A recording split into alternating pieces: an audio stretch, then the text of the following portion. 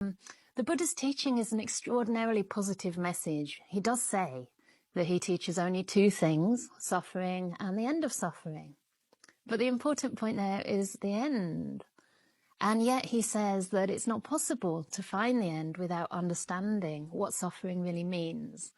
That means the nature of it, the scope, the breadth, and also what to do with that suffering. You know, we're not just destined to sit with it and grit our teeth or grin and bear it, as they say in England, stiff upper lip.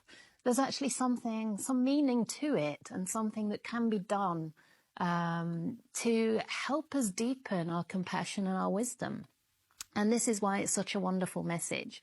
I borrowed the title of the day's talk, the retreat actually, from the Venerable Thich Nhat Hanh, who was a very famous Vietnamese monk who did a lot of peace activism. He was a refugee from his own country and spent his whole life serving others and teaching the message of peace. And he actually used this beautiful phrase, "No mud, no lotus," which is really beautiful because that just shows how, you know, in a sense, the deeper we can put our roots down and feel into that suffering, the more we can use it as a kind of fertilizer for everything that's beautiful in the human heart.